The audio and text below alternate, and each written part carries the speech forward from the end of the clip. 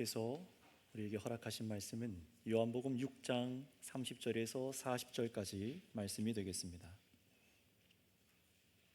요한복음 6장 30절에서 40절까지 말씀입니다. 저 한 절, 여러분 한 절 돌아가며 교독하도록 하겠습니다. 그들이 묻되 그러면 우리가 보고 당신을 믿도록 행하시는 표적이 무엇이니이까? 하시는 일이 무엇이니이까?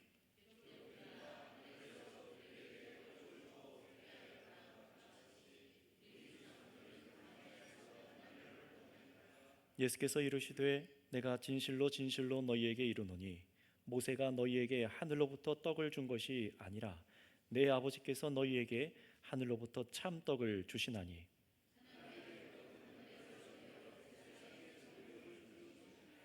그들이 이르되 주여 이 떡을 항상 우리에게 주소서.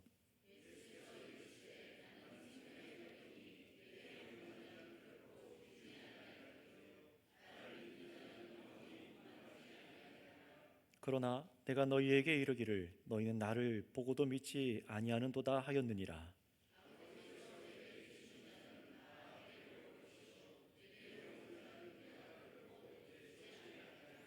내가 하늘에서 내려온 것은 내 뜻을 행하려 함이 아니요 나를 보내신 이의 뜻을 행하려 함이니라.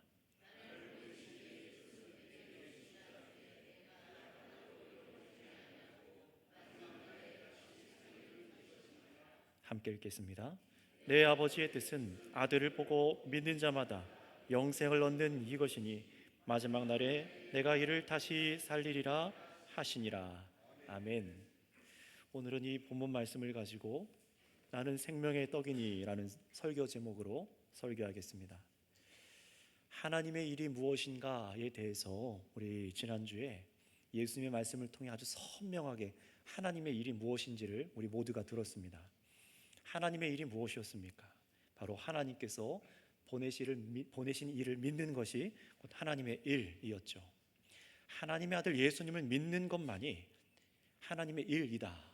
단수로 예수님께서 한 가지를 말씀하셨습니다. 또 다른 게 있는 것이 아니라 이 한 가지만이 하나님의 일이라는 것이죠.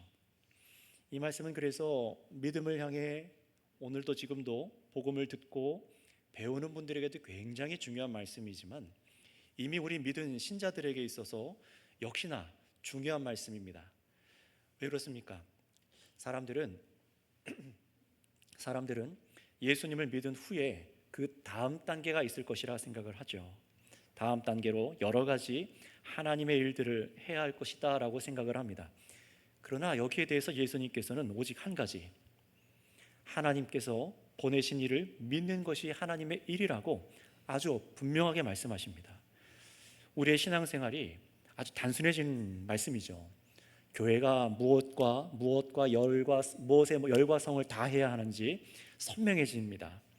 그래서 저와 여러분들이 예수님을 믿는다면은 무엇을 해야 될지, 무엇을 하지 말아야 할지, 무엇에 열중해야 되는지, 무엇을 예수님께 기도하고 간구해야 되는지, 어떤 것을 구하지 말아야 되는지가 이 예수님의 이 한 말씀 때문에 굉장히 단순해지는 것이죠. 예수님 말씀대로 예수님을 참되게 믿는 자는 그래서 어떻게 해야 됩니까? 이 땅에서 썩을 양식을 위해서가 아니라 영생하도록 있는 양식, 곧 영생을 얻기 위해서, 영원한 생명을 얻기 위해 예수님 믿는 일에 여러분 평생을 다하여 그 중심이 되어 살아가야 된다. 이 예수님 가르치신 것입니다. 그렇다면 여러분 지금 이렇게 예수님을 찾아 나왔으나 이 말씀 가운데 자기 배를 채우기 위해서 나온 이 무리는 29절에서 하나님의 일에 대해서 듣고 나서 무엇을 구했을까요? 정신 차리고 나서 예수님 그렇군요, 우리가 잘못 생각했습니다. 생각과 태도를 바꿔서 정말로 예수님을 믿으려고 애썼을까요? 우리 30절 31절 말씀에서 우리 한번 그들의 요청을 통해서 그들이 어떤 사람들인지, 어떤 원리를 성경이 우리에게 가르치는지를 한번 알아보도록 하겠습니다. 30에서 31절입니다. 시작. 그들이 묻되 그러면 우리가 보고 당신을 믿도록 행하시는 표적이 무엇이니까? 하시는 일이 무엇이니까? 기록된 바 하늘에서 그들에게 떡을 주어 먹게 하였다 함과 같이 우리 조상들은 광야에서 만나를 먹었나이다. 아멘. 언뜻 보시면 이 예수님을 찾아온 무리들이 정말 예수님을 믿기 위해서 이런 질문을 한 것 같아 보이지만 사실은 전혀 아닙니다. 반대예요.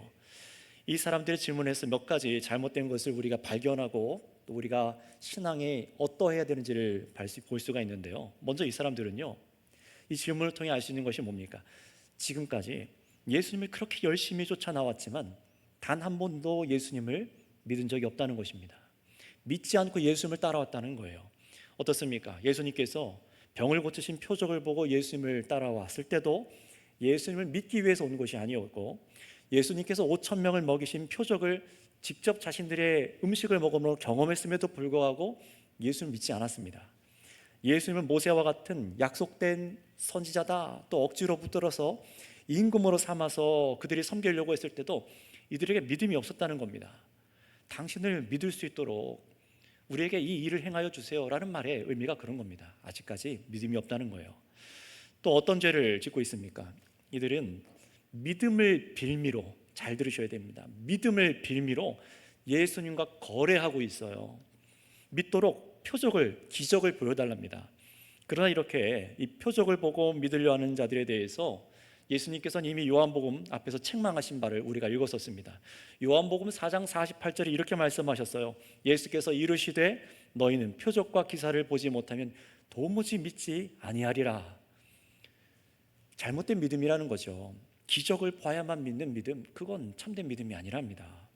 사실 예수님께서는 계속해서 이들이 보여달라고 하지 않았어도 이미 가나의 혼인잔치집에서 물이 포도주로 변하는 표적을 보여주셨고, 왕의 신하의 아들을 멀리 거리가 떨어졌음에도 불구하고 말씀 한마디로 예수님께서 고치셨고, 또 오병이어로 5천 명을 먹이신 표적들을 보여줬음에도 불구하고 어떻게 말합니까? 우리가 믿을 수 있도록 다시 또 기적을 일으켜달라는 거예요. 지금껏 보고도 믿지 않았으면서 또 보여줄 것을 요구하는 것이죠.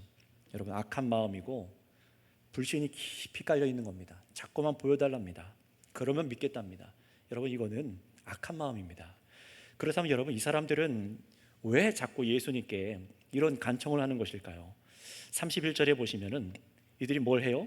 성경을 인용해서 출애굽한 자신들 조상들이 광야에서 만나를 먹었다는 얘기를 쓱 꺼냅니다.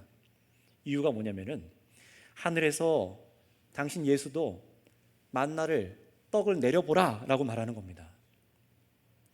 앞에 5천 명 먹인 정도는 부족하고 자신들 조상들이 하늘에서 내린 만나를 먹고 살았던 것처럼 그런 기적을 일으키면은 내가 예수 당신을 믿겠다라고 지금 뭐 하는 거예요? 압박을 가하는 거예요. 결국 이들은 예수님을 믿을 마음이 있기보다 무엇이 목적인 겁니까? 여전히 자신들의 이 배를 채울 작정으로 교묘하게 예수님을 자극해서 음식을 얻어낼 목적인 겁니다. 이들이 원하는 바는 자신의 욕망을 채우는 것이었어요. 여러분, 이런 자들을 두고 신약성경 빌립보서 말씀은 이렇게 말씀하시는데요. 빌립보서 3장 19절 말씀 우리 한번 다 같이 읽어봤으면 좋겠습니다. 앞에 화면에 준비되어 있습니다. 빌립보서 3장 19절 말씀입니다. 시작. 그들의 마침은 멸망이요 그들의 신은 배요 그 영광은 그들의 부끄러움에 있고 땅의 일을 생각하는 자라. 아멘. 이 말씀을 잘 보세요. 그들의 신은 배요라고 말하죠. 바다 위에 떠다니는 그 배가 아니라 우리 사람 몸의 배가 신이랍니다. 무슨 말입니까? 자신의 이 욕구를 채우는 것이 인생에 가장 중요하다는 거예요. 내 욕구를 채우는 것이 가장 중요한 일이랍니다. 그게 바로 우상이죠. 이게 바로 우상 숭배입니다. 하나님의 영광이 아닌 이 땅의 영광, 썩어 없어질 이 땅의 일을 생각하는 자들이라고 예수님 책망하시는 거예요. 그런데 이런 사람들의 특징은 오늘 본문에서 또 어떻게 나타났습니까? 놀랍게도 집중해서 보시면 이들이 무려 하나님의 말씀을 인용해서 예수님을 압박해서 자신들이 원하는 것을 얻어내려고 했다는 겁니다. 굉장히 악한 일이죠. 구약성경 출애굽기 말씀대로 하나님께서 광야에서 이스라엘 백성들에게 만나를 하늘로부터 내리셨던 것을 예로 들어요. 그러면서 예수, 당신이 이런 일을 해줄 수 있다면 우리가 당신을 믿겠다라는 식으로 악한 동기로 지금 성경을 인용한 겁니다. 더 문제는 뭘까요? 성경을 인용해도 엉터리로 가져다 쓴 것이 문제입니다.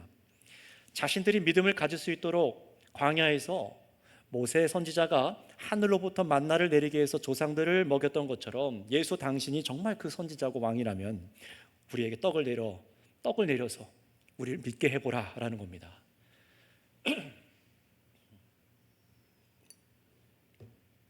그런데 여러분, 출애굽기 16장 말씀은, 만나가 내린 그 말씀은 그런 내용이 아니죠. 하나님께서 이스라엘 백성들에게 광야의 백성들에게 이 만나를 내리는 이유가 무엇입니까? 먼저 만나를 내리신 것은 모세가 아니고 하나님이셨고요. 만나를 내리신 이유는 이스라엘 백성들이 하나님을 원망했기 때문에 하나님께서 만나를 주셨습니다. 원망하는 이들이 정말로 하나님 말씀에 순종하는 사람들인지 아니면 불순종하는지를 확인하기 위해서 만나를 내리셨다라고 분명히 기록되어 있습니다. 사람이 그리고 하나님의 말씀으로 산다는 것, 입으로 들어가는 음식이 아니라 하나님의 입으로부터 나오는 모든 말씀으로 산다는 것을 믿게 하기 위해서, 그래서 하나님께서 만나를 내려주셨다는 거예요. 결국 이스라엘 조상들이 하늘로부터 내린 만나를 먹은 사건은 하나님께서 저들에게 어떤 신뢰와 믿음을 주기 위해서 하나님께서 고안해 내신 방법이 아니라는 것입니다. 그런데 지금 이 예수님을 찾아온 사람들은 어떻게 했다는 거예요? 자신이 원하는 바를 이루기 위해서라면은 성경 말씀을 자기 멋대로 해석해서 적용하는 겁니다. 여러분, 다른 복음서에서 기록되어 있는 것처럼 사탄, 가장 모든 이의 원수, 이 사탄 역시 예수님을 시험할 때 어떻게 했습니까? 구약 성경 말씀, 하나님의 말씀을 가지고 예수님을 공격했어요. 시편 말씀을 가지고 예수님을 공격했습니다. 여러분, 사탄도 하나님의 말씀을 사용할 줄 알아요. 거짓되게 철저히 하나님의 의도와 다르게 사용하고, 사람의 배를 채우는 것처럼 정욕을 채우기 위해 욕구를 채우도록 말씀을 그렇게 읽게 하고 읽어지게 하고 그렇게 사용하게 만듭니다. 오늘날도 굉장히 그런 일들이 많죠. 성도 여러분, 성경의 말씀은, 성경의 모든 말씀은 하나님 아버지를 알며 바로 아들을 보내신 하나님을 알며 보내신 아들 예수 그리스도를 믿기 위해서 성경 말씀이 있는 것입니다. 다른 목적이 아니에요. 그러나 반대로 하나님을 불신하며 아들 예수님을 믿지 않는 사람들은 성경을 어떤 식으로 지금 사용하고 있는 겁니까? 철저히 인간적인 욕구를 채우기 위해서 그렇게 말씀을 사용한다는 거예요. 여러분, 그러한 일들은 사탄적인 겁니다. 가장 먼저 그 일을 한 사탄이 했던 것처럼 그 일을 똑같이 본받아서 하는 것이죠. 여러분, 생각해 보세요. 세상에서도 성경을 인용하고 사용하는 믿지 않는 세상 사람들이 있어요. 그들은 어떻습니까? 예수님을 믿기 위해서 성경을 읽지 않습니다. 문학적인 표현과 지혜, 자기의 교양을 위해서, 마음의 안정을 위해서, 자신이 추구하고자 하는 이상을 위해서 성경을 이용합니다. 철저히 인본주의적인 관점으로 성경을 대하는 거예요. 아무런 영적인 유익을 얻지 못해요. 가끔 정치인들이 나와서 성경 말씀을, 예수님 말씀을 인용해서 기분 좋게 그렇게 얘기하는 것들을 보면은 정말 그 의도와 목적과 다르게 완전히 그릇되게 사용하는 것들을 봅니다. 아무런 영적인 유익이 없죠. 그러나 여러분, 이런 문제는 예수님을 안 믿는 사람들만의 문제가 아니라 오늘날 예수를 믿는다고 말하는 사람들 중에서도 수많은 사람들이 교회를 다니면서도 성경을 자의적으로 사용하는 것을 많이 봐요. 성경 말씀을 기복적으로 읽거나, 무슨 말입니까? 성경에서 다 복받는 것, 어떻게 하면 내가 물질적으로 세상에서 잘 살 수 있을까, 그것만 찾는 거예요. 그러니 성경의 의도대로 읽혀지지가 않죠. 또 어떻습니까? 성경의 의도와 관계없이 율법적인 적용을 해서 사람을 올가맵니다. 정죄합니다. 예수 그리스도를 향한 성경의 약속을 자기 원하는 세상 복을 위해서 엉터리로 말씀을 암송하거나 그걸 놓고 하나님께 기도하기도 하고, 오늘 본문에 나오는 사람처럼 예수님을 협박하기도 합니다. 사탄적인 일이에요. 여러분, 우리 성도는 그런 거짓된 신앙에 빠지지 않도록 조심해야 합니다. 성경의 의도와 다르게 읽고 성경을 알지도 못함에도 그냥 넘어가요. 설교를 들었음에도 불구하고 성경의 본문의 의미를 전혀 이해하지 못한다. 여러분, 생각해 보세요. 오늘 이 주일 나와서 하나님의 말씀을 사모에 나와서 말씀을 들었어요. 그런데 설교를 끝나고 나서 다시 이 본문을 읽는데 무슨 말인지 모르고 또다시 자기 마음대로 해석하고 그런 나눔을 하고 있다고 생각해 보세요. 그래서 여러분들이 서로 이 예배가 끝나고 나서 서로 점검하라는 겁니다. 내가 들은 말씀이 제대로 이해한 건지, 저 사람이 제대로 이해했는지 서로 붙잡아 줘야죠. 잘못 이해하고 잘못 알고 있는데 그냥 내버려 둡니까? 그건 사랑하는 게 아닙니다. 왜 이런 얘기를 드리는 겁니까? 왜 설교 시간에 잘 보세요. 말씀을 가까이 하고 그걸 분명히 들었다면 이해하고 깨달아야 합니다. 소화시켜야만 합니다. 그런데 그게 아니라 전혀 본문의 의미를 다르게 이해하고 그렇게 생각하고 있는지 아닌지 살펴야 돼요. 만약에 그렇지 않는다면 저와 여러분들은 어떻게 될까요? 우리가 성령을 의지하지 않고 순간순간 정욕을 따르려 할 때 얼마든지 이 말씀을 곡해해서 나를 위해 잘못 사용하는 경우는 그런 죄를 저지를 수 있기 때문에 그렇습니다. 그러니 여러분 꼭 기억해 주세요. 우리의 선입견으로, 인간적인 선입견으로 성경을 읽으시는 것이 아니라 오직 성경이 성경대로 우리를 인도하도록 여러분 그렇게 인도함을 받으시길 바랍니다. 근데 그렇게 인도받으려면 어떻게 됩니까? 예수님께서 구약 성경에 대해서 말씀하신 바대로 구약 성경을 읽어야 되고, 예수님께서 가르치신 대로 신약 성경을 봐야만 해요. 예수님의 가르침이 무엇인가 내가 인도받기를 바라면서 그렇게 성경을 봐야 한다는 것입니다. 그래서 예수님께서는 어떻게 하십니까? 오늘 본문 말씀 속에서도 저와 여러분들에게 바른 길을 제시하시기 시작합니다. 이들의 잘못된 성경 인용에 대해서 꾸짖으시고 자신들의 욕심을 채우기 위해 믿음을 빌미로 예수님을 이용하는 그런 시도에 대해서 경고하시면서 바른 말씀의 길을 제시해 주시는데, 뭐라고 말씀하셨는지 우리 본문 32절에서 33절 말씀 우리 주목하면서 한번 읽어보도록 하겠습니다. 함께 읽습니다. 시작. 예수께서 이르시되 내가 진실로 진실로 너희에게 이르노니 모세가 너희에게 하늘로부터 떡을 준 것이 아니라 내 아버지께서 너희에게 하늘로부터 참떡을 주시나니 하나님의 떡은 하늘에서 내려 세상에 생명을 주는 것이니라. 아멘. 이 32절 보세요. 이스라엘 백성들에게 하늘로부터 떡을 준 것이 모세가 아니라는 것을 선명히 먼저 밝히시죠. 교정해 주신 겁니다. 그리고 나서 어떻게 하십니까?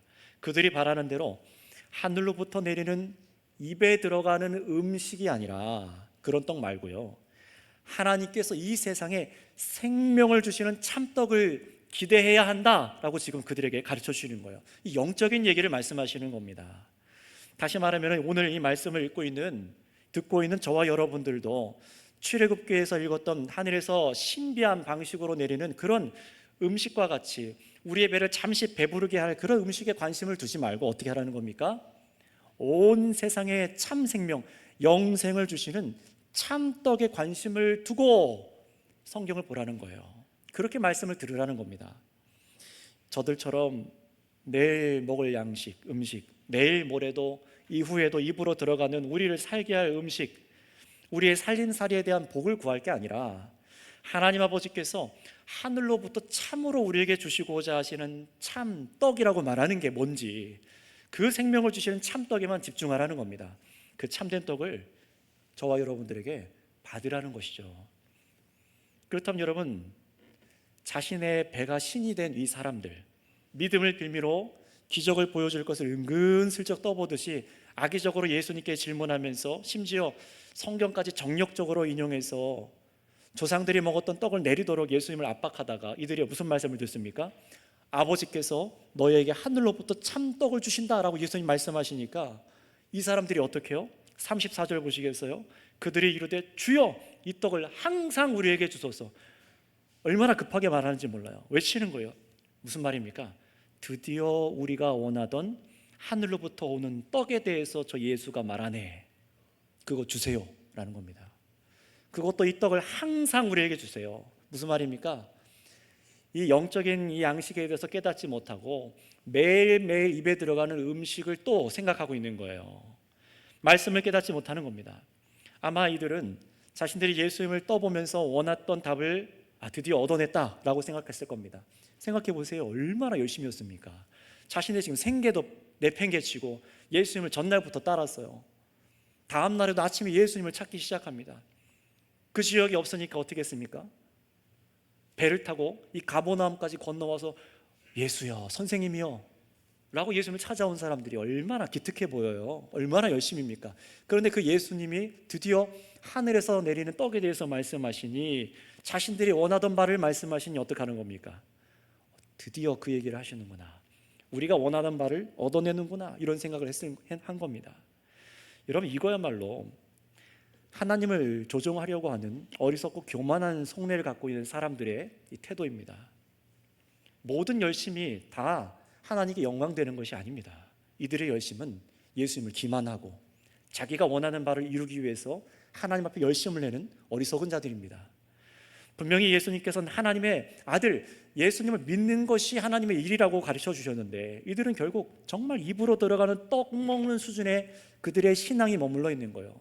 참된 신앙이 아니죠. 영생에 이르는 신앙이 아닙니다. 그것도 하늘에서 내리는 참떡을 주신다니까 이 호칭이 바뀌어요. 앞에서는 랍비어 선생님이란 뜻이거든요. 선생님 부르다가 참떡을 주신다니까 주여라고 호칭이 바뀝니다. 자기가 원하는 주가 있는 거예요. 어떤 주입니까? 어떤 주인이에요? 나에게 음식을 배불리 먹게 해줄 주입니다. 자신의 인생살이 살림살이를 좋게 만들어줄 그럴 주를 원하고 있는 거예요. 그러니 그런 거 주신다고 생각을 해서 극존칭까지 붙여가면서 주여라고 하시죠.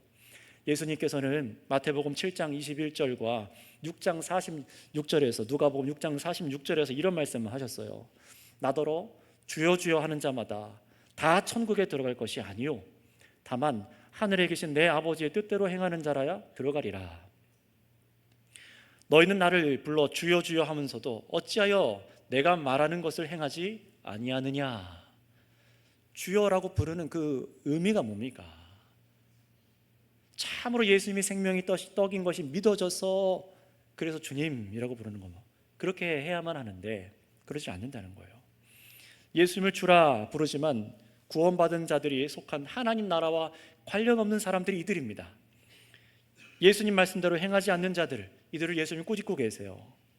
오늘 본문에 이들 역시 예수님을 주여라고 부르지만 자신이 원하는 주라고 생각한 거예요. 예수님을요.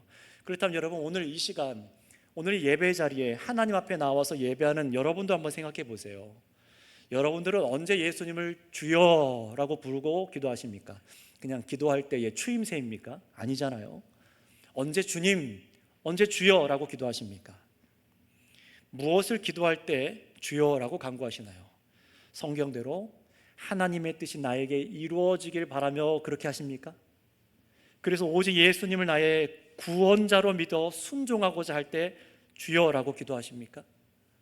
아니면 내가 원하는 세상, 욕망을 이루기 위해 그렇게 주여 하고 있는 것인지 여러분 점검해 보셔야 되는 것입니다. 많은 사람들이 하나님께 기도할 때에 살기 위해서 우리에게 당장 필요한 세상 것을 구하려고 하잖아요. 그래서 기도하려고 합니다. 그래서 하늘로부터 참떡을 주신다는 이 말씀을 놓고 마치 저들처럼 어떻게 하는 거예요? 당장의 세상 것을 구하려고 그렇게 애를 쓰는 사람들을 많이 봅니다. 저 또한 어릴 때 미숙한 신앙일 때 그런 때가 있었고요. 그런데 저들도 그래서 항상 그런 떡을 주소서 말하며 자신들이 굶지 않고 계속해서 주시는 것으로 배부르며 앞날에 먹고 살 걱정하지 않고 그렇게 염려를 덜면서 예수님께 떡을 구한 거예요. 자, 그런데 이런 떡을 달라는 그들에게 예수님께서는 하나님께서 내려주신 이제 참떡의 정체를 밝혀주십니다. 너희들이 그렇게 달라고 하는 그 참떡이 무엇인지 아느냐? 라고 말씀하시면서 그 참떡의 정체를 밝혀주십니다. 우리 35절 말씀 우리 한번 읽어보겠습니다. 35절입니다. 시작. 예수께서 이르시되 나는 생명의 떡이니 내게 오는 자는 결코 줄이지 아니할 터요 나를 믿는 자는 영원히 목마르지 아니하리라. 아멘. 예수님 뭐라고 말씀하십니까? 내가 바로 생명의 떡이다. 참떡의 정체가 바로 예수님 자신이래요. 여러분 이 부분이 참 중요한데요. 예수님께서 요한복음에서 나는 누구누구다라고 7번 밝히시는데 그 정체를 오늘은 내가 생명의 떡이다 라고 하세요. 나중엔 이런 말씀도 하시죠. 나는 양의 문이다. 바로 이런 것처럼 자신이 바로 생명의 떡이래요. 사람의 몸을 입고 오신 자신이 생명의 떡이래요. 하나님 아버지께서 이 세상에 생명을 주기 위해서 보내신 참떡이 예수님 자신이라는 겁니다. 여러분 여기에 대해 우리가 어떤 다른 해석이나 다른 의미를 붙일 수가 없어요. 그 누구도 여기서 분명히 알아야 됩니다. 예수님이 참으로 우리가 먹고 살아야 될 참떡입니다. 게다가 여러분 그렇다면 도대체 예수님을 어떻게 먹으라는 건가?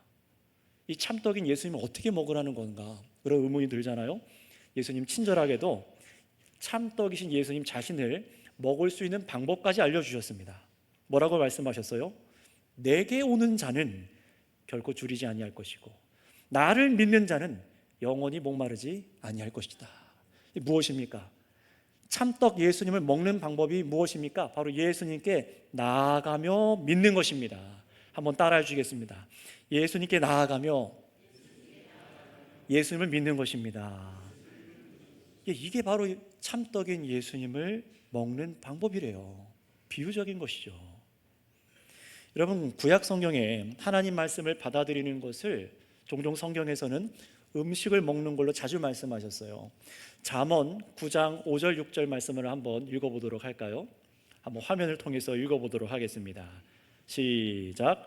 너는 와서 내 식물을 먹으며 내 혼합한 포도주를 마시고 어리석음을 버리고 생명을 얻으라. 명철의 길을 행하라 하느니라. 아멘. 무슨 말씀 같아 보이세요? 음식을 달라는 기도입니까? 명령입니까? 아닙니다.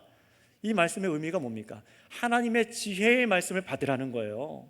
하나님의 지혜의 말씀을 가져서 명철의 길을 행하라는 교훈이 이 잠언 9장 5절 6절 말씀입니다.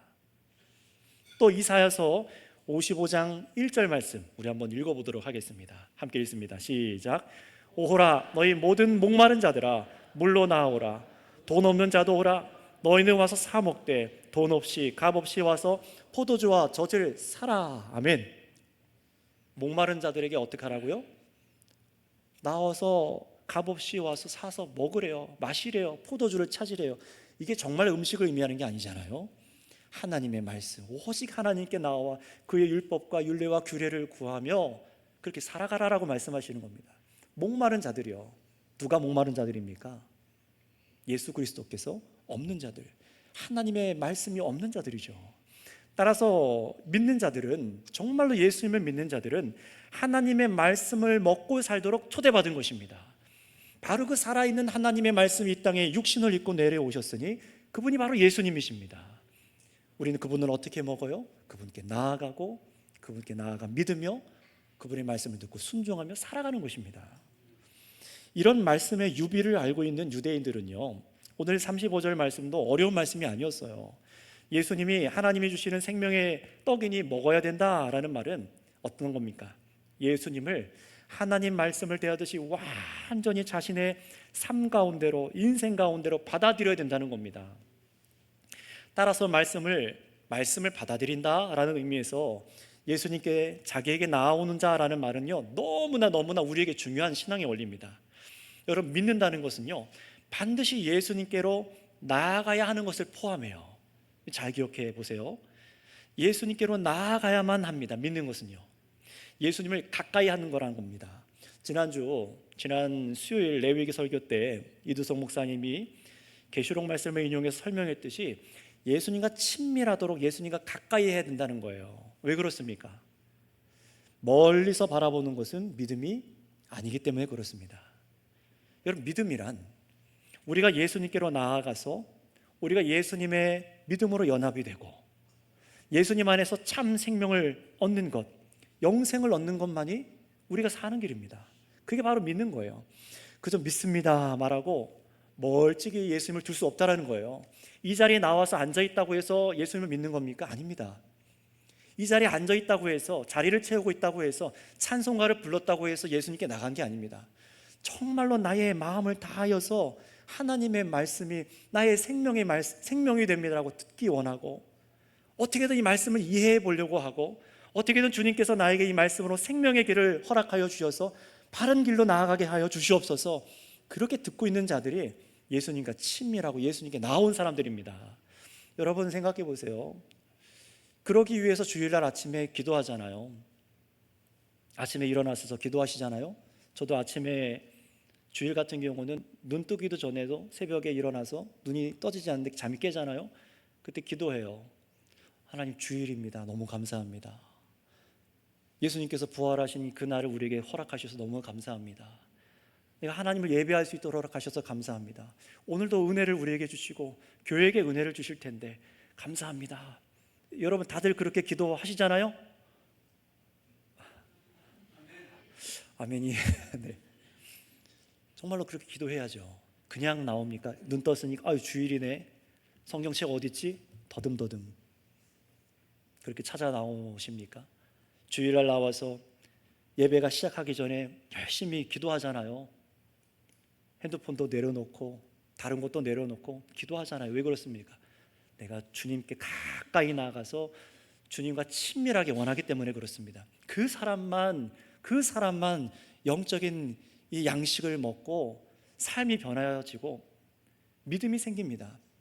믿어봐야만 하나님을 아는 것처럼 그때서야만 믿음이 생기는 거예요. 멀리서 바라보는 그런 삶이 우리 가운데 없어야겠죠. 여러분, 음식을 먹어서 음식물이 우리 안에 들어가서 음식이 우리 몸과 섞여서 우리가 양분을 얻는 것처럼 예수님이 내 안에 영적으로 내 안에 있을 때, 내가 또 그분 안에 있을 때만 우리는 생명의 양식을 정말로 우리 속에서부터 체험받을 수가 있습니다. 이거 영적인 실제죠. 그렇게 할 때만 우리는 영적으로 여러분 줄이지 않을 수 있고 영적으로 목마르지 않게 됩니다. 여러분, 사마리아 여인을 떠올려 보세요. 이 여자 어떻습니까?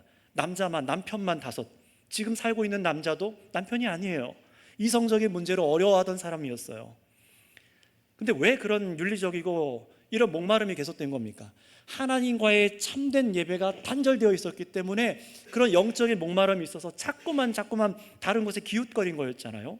그러나 예수님께서 그녀를 찾아가 만나주시고 예수님을 믿게 되자 그녀의 목마름이 해결되어진 줄 믿습니다. 정말로 그렇게 된 거잖아요. 따라서 여러분, 예수님을 믿는다는 것은요, 무엇입니까? 내가 목마르지 않게 되었다는 겁니다. 예수님 믿는다는 건 내가 줄이지 않게 되었다는 거예요.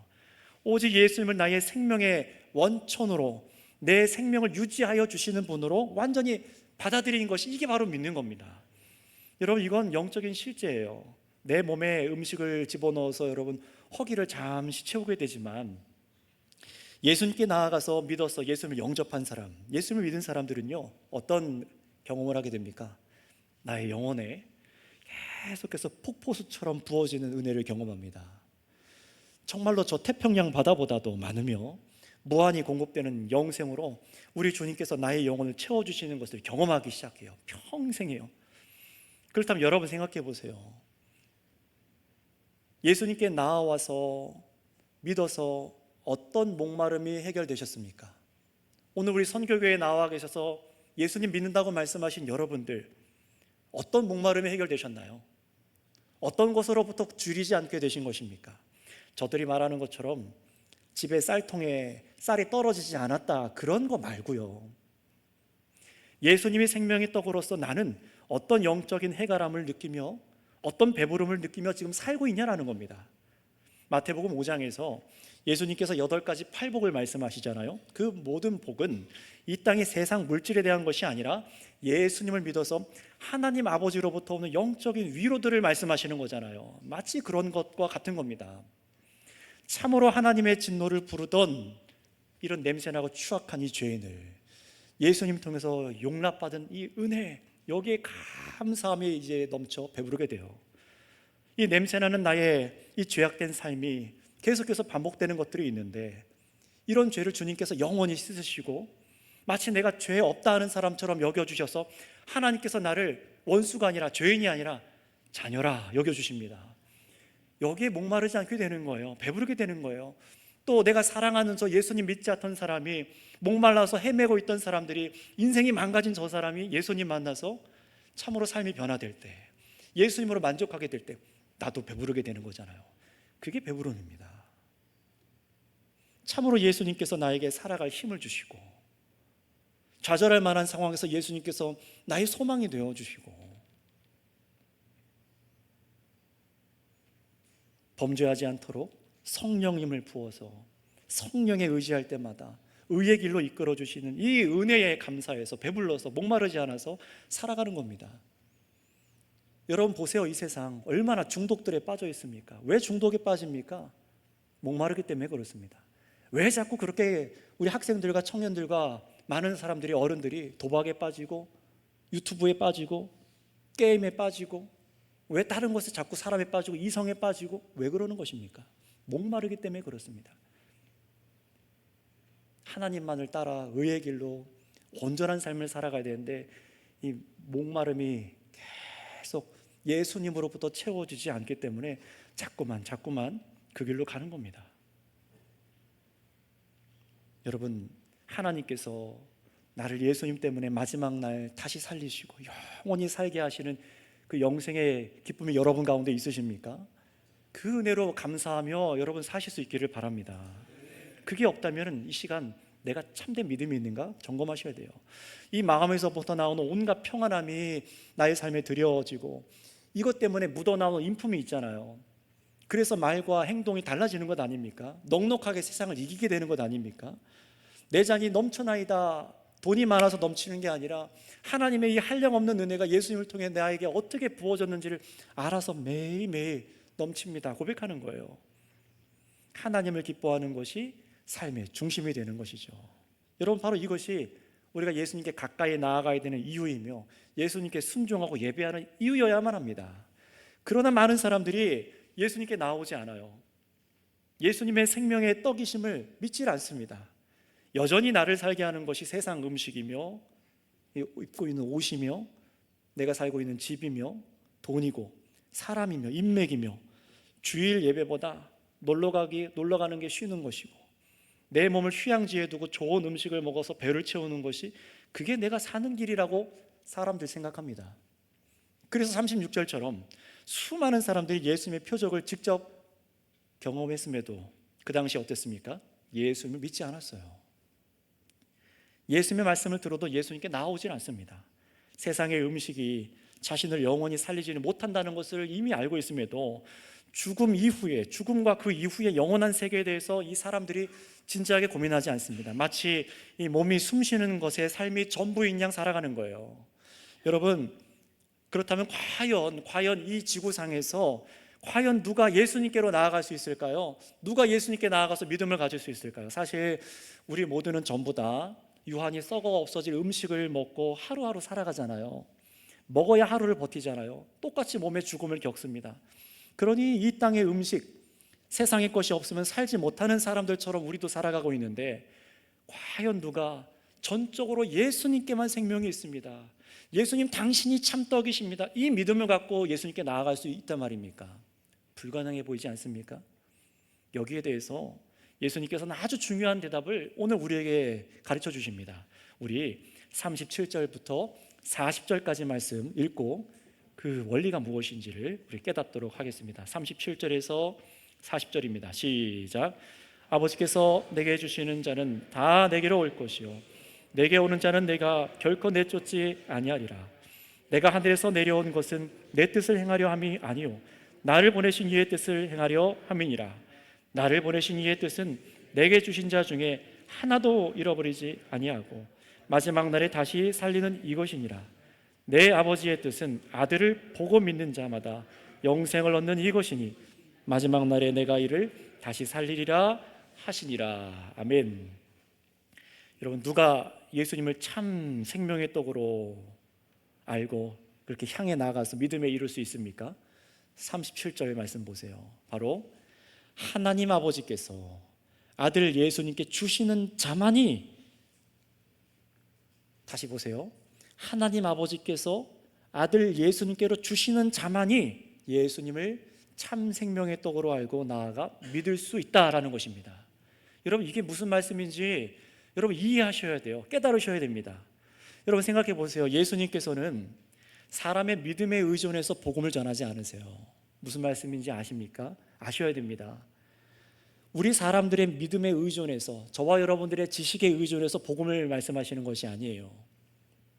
만약에 우리 사람들이 이 진리를 온전하게 듣고 판단할 능력이 있었고 영생에 이를 이 복음에 대해서 깨달을 수 있는 지식이 있었고 그렇게 믿음에 이를 수 있는 스스로의 믿음의 능력이 있었다면 예수님께서는 십자가에 못 박혀 죽으시지 않으셨을 겁니다.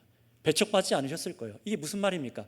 우리는 그 누구도 하나님의 이 말씀 복음을 듣고 그 누구도 내가 믿겠습니다라고 스스로 믿음을 나타내거나 스스로 나의 지혜가 뛰어나서 믿는 사람은 아무도 없다라는 것입니다. 여러분, 우리는 스스로 믿음을 만들어낼 수 없습니다. 목사도 여러분에게 믿음을 줄 수는 없습니다. 저와 여러분들 중에도 참으로 믿음에 이르게 되신 분들 역시 여러분이 스스로 뛰어나셔서 예수님을 선택하고 믿은 것이 아닙니다. 여러분, 믿음은 우리의 능력이 아닙니다. 에베소서 1장 4절에서부터 5절까지의 말씀 한번 읽어보도록 할까요? 앞에 말씀 본문이 준비되어 있습니다. 중요한 말씀이니까 우리 한번 같이 읽어보겠습니다. 시작. 곧 창세전에 그리스도 안에서 우리를 택하사 우리로 사랑 안에서 그 앞에 거룩하고 흠이 없게 하시려고 그 기쁘신 뜻대로 우리를 예정하사 예수 그리스도로 말미암아 자기의 아들들이 되게 하셨으니. 아멘. 여러분, 이 말씀들을 보세요. 어떤 말씀입니까? 우리를 택하사, 태초 전부터 택하사, 창세 전부터 택하사, 우리를 예정하사 우리에게 믿음을 주시고 우리가 하나님에 붙들려서 예수님께로 나아가게 된 것입니다. 이것이 성경이 밝히는 진리예요.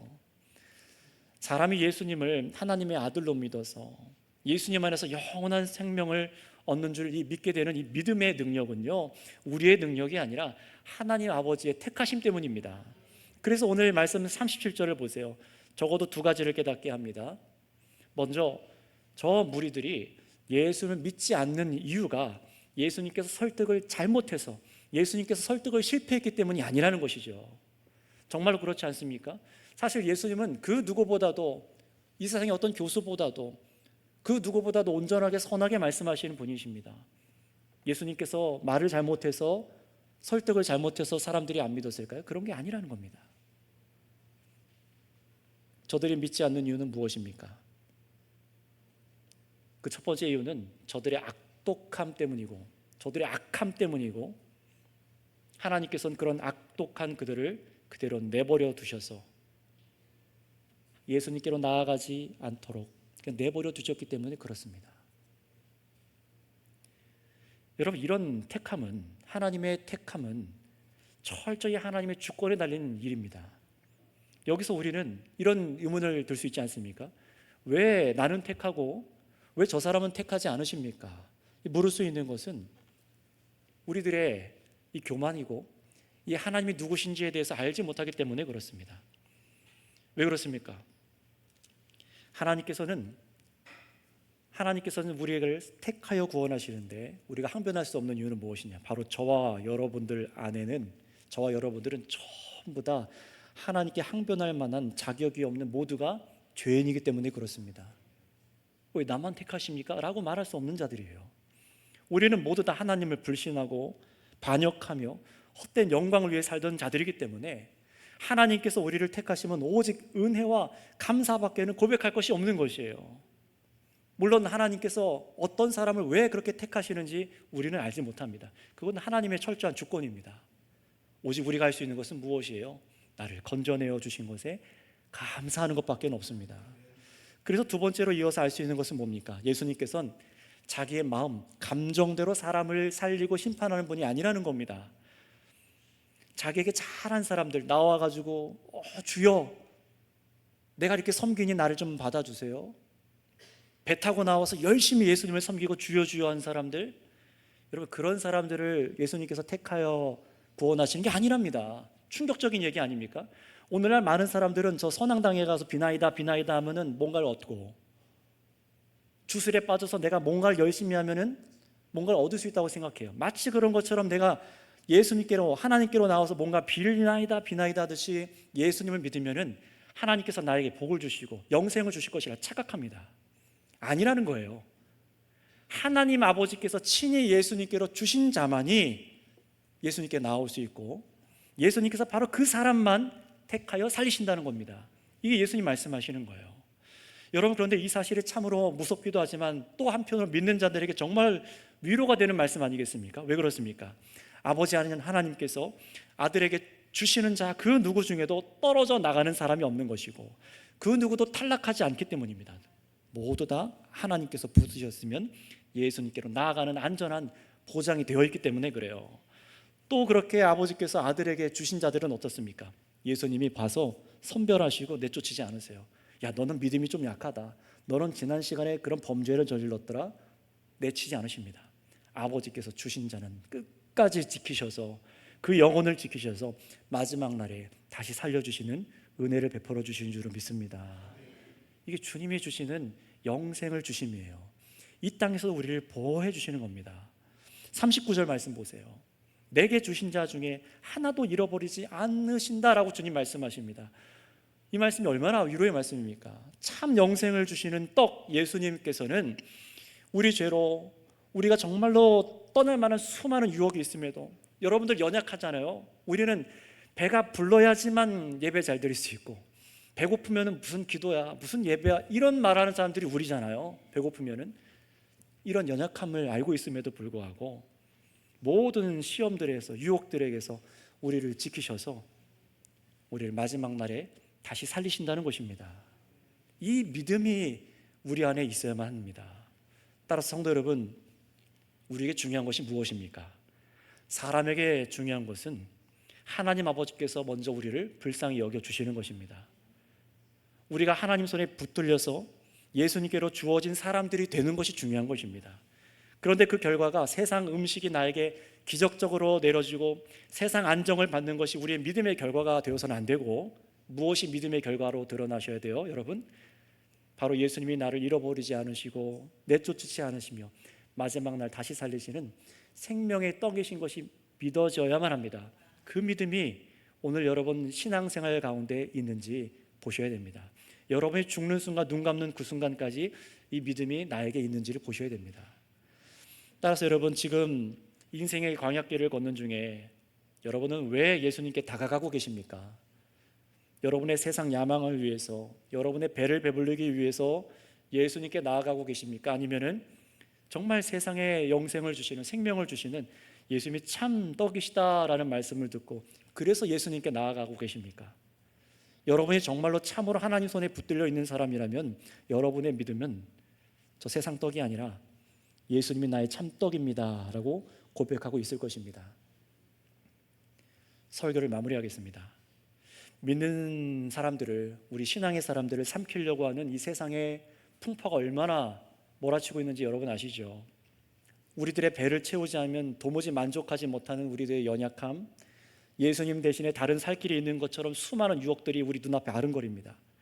그럼에도 불구하고 결국에는 예수님이 나의 참 생명의 떡이신 것이 믿어져서 예수님께로 나아가고 계십니까? 그렇다면 여러분, 그 자리에서 벗어나지 마시기 바랍니다. 참으로 그 자리에 머물도록 예수님께로 나를 이끌어 주시는 하나님 아버지 사랑하심에 감사하시길 바랍니다. 그 마음으로 오늘 예배하셔야 되는 거예요. 그 감사와 기쁨으로 앞으로 예수님을 믿으시고 나를 잃어버리지 아니하신다는 말씀하신 이 예수님을 묵상하셔야 됩니다. 그래서 내가 얼마나 안전한 가운데, 인생 가운데 있는지, 풍파가 몰아치는데도 불구하고 얼마나 내가 지금 안전한 생명길로 가고 있는지 이 순간도 생각하셔야 되는 겁니다. 여러분의 영혼을 그때 주님께서 배부르게 하실 것입니다. 그러나 주의하실 것도 있으셨죠? 무엇입니까? 세상 사람들 저들처럼 헛된 것을 구하고 우리의 정욕대로 예수님의 말씀을, 하나님 말씀을 엉터리로 인용해서 하나님께 기도하고 간구했던 그런 죄악의 모습들이 있다면 다 내려놓으시기 바랍니다. 예수님께서 나를 친히 말씀으로 가르쳐 주시기를 간절히 간구하시기 바랍니다. 만약에 오늘 말씀에도 여전히 예수님에 대한 믿음이 아직 생기지 않고 하나님에 대한 불신이 가득하고 하나님께로부터 헛된 것을 구하는 마음만 있는 분들이 계십니까? 여러분, 오늘 이 자리에 나왔다는 것 자체도 하나님의 큰 은혜지만 정말로 여러분의 영혼의 목마름이 해결될 수 있도록, 참으로 내 영혼의 목마름이 해결될 수 있도록 예수님께로 나를 인도하여 주시옵소서 하고 하나님 앞에 엎드릴 수 있기를 바랍니다. 그렇게 예배하시기 바랍니다. 만약에 그래서 오늘 말씀과 예수님의 말씀과 내가 얼마나 멀어져 있는가, 내가 얼마나 예수님께 멀리 있는 사람인가, 이게 깨달아지는 분들은요, 더욱더 주님께로 나아가기를 힘쓰시고 그것이 나의 힘이 아니라 하나님의 은혜여야만 한다는 사실을 깨달으셔서 납작 엎드리세요. 내 힘을 빼라는 겁니다. 나를 두시는 이 예배 자리로 오셔야 되고 말씀을 펼치셔야 되고 가르침을 받아야 되고 교제하는 가운데 주님께서 주시는 은혜를 다 받으실 수 있으셔서 참으로 우리 예수님께서, 우리 아버지 하나님께서 주시는 그 은혜의 기쁨을 맛볼 수 있는 모두가 되시기를 바랍니다. 기도하겠습니다. 하나님 아버지, 감사합니다. 참으로 이 세상에 생명을 주시기 위해서 영생의 떡을 우리에게 주셨는데 그것이 헛된 세상 양식이 아니라 바로 살아있는 하나님의 말씀 예수 그리스도를 우리에게 주신 줄을 믿습니다. 오직 예수님께 나아가는 자만이, 예수님을 믿는 자만이 바로 이 참된 떡을 먹어서 영생을 얻는 자라 오늘 가르쳐 주셨는데, 이것이 나의 믿음인지 오늘 우리들 점검하게 하여 주시옵고, 우리 안에 참으로 예수님께서 계셔서 얼마나 내가 안전한지를 깨달은 자들마다 기쁨이 솟아나게 하여 주시옵고, 목마름이 해결되게 하여 주시옵고, 이 말씀을 듣고 돌아가는 자들 가운데 참으로 주님께서 우리의 영혼을 채우셨다는 것을 깨닫고 즐거워할 수 있는 심령이 되게 하여 주시옵소서. 그러나 주님, 우리는 너무나 연약하여서 말씀을 깨닫지 못하고 헛되게 말씀을 인용하고 나의 정욕대로 인용하였던 그런 죄악들이 있다면 용서하여 주시옵소서. 오직 예수 그리스도만을 참되게 믿도록 우리를 인도하여 주시옵소서. 감사하며 우리 구주 참 생명의 떡이 되신 예수님의 이름으로 기도드렸사옵나이다. 아멘.